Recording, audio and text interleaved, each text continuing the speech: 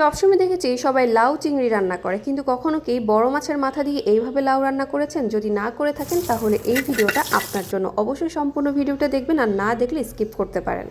প্রথমে লাউ কেটে একটি পাত্রে রেখে দিয়ে দিব পেঁয়াজ কুচি, কাঁচামরিচ কুচি, তারপরে দিয়ে দিব রসুন বাটা, তারপর একে একে দিয়ে দিব পরিমাণ মতো লবণ, হলুদ, গুঁড়ো মরিচ, তারপর সামান্য তেল দিয়ে ঢাকনা দিয়ে ঢেকে দিব। তবে এখানে কোনো প্রকার পানি ইউজ করা যাবে না।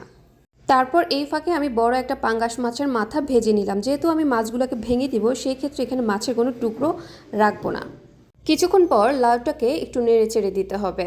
দেখবেন অনেকটা পানি বের হয়ে গেছে। ঠিক এরকম হয়ে আসার পর আপনি ভাজা মাছগুলো উপর দিয়ে দিবেন এবং সেই সাথে ফালি করে রাখা টমেটোগুলো দিয়ে দিবেন। তারপর এখানে সামান্য পরিমাণ পানি দিয়ে ঢাকনা দিয়ে ঢেকে দিবেন। কিছুক্ষণ রান্না হওয়ার পর আপনি মাছের মাথাগুলোকে ভেঙে দিবেন এবং সেই সাথে ধনিয়া পাতা দিয়ে পুরো রান্নাকে কমপ্লিট করবেন। সর্বশেষ রসুনের বাগার দিয়ে পুরো রান্নাটাকে কমপ্লিট করে নেবেন। দেখুন দেখতে কি সুন্দর লাগছে, আর খেতে কিন্তু অসাধারণ হয়েছে।